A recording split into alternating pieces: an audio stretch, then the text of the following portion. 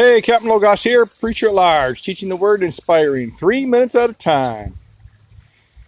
Hey, we've been talking about Daniel and compassion, and then in Ezra. So Ezra is actually the recipient of Daniel's prayers, right? Daniel prayed the bold prayers to God while their people were in captivity because they're in captivity because of their sin. Daniel prays, God says he'll answer them. Well, Ezra gets the benefit of that prayer along with his prayers and Nehemiah's and several others.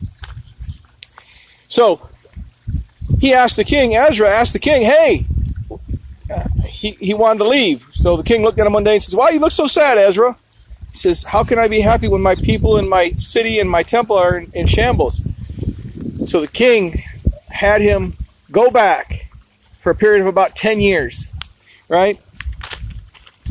God's provision, man. He's in captivity, but God let them go back to their homeland, rebuild their walls of their temple. Man.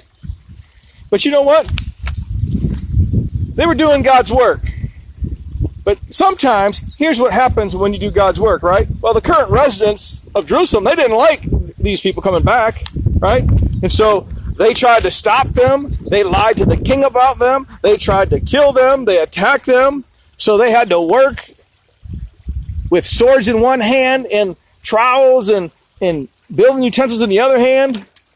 So here's what I've derived. So sometimes when you do God's work, you can expect the following. Some people won't like it. Yep. When you do God's work, some people won't like it.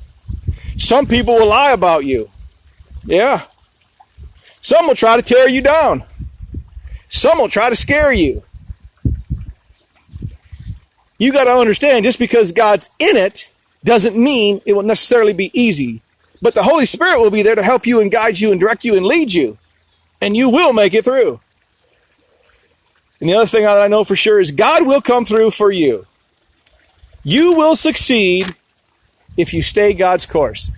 So remember, just because you're doing God's work doesn't mean it's going to be easy and doesn't mean everybody's going to like it. Now, put your face in the Bible.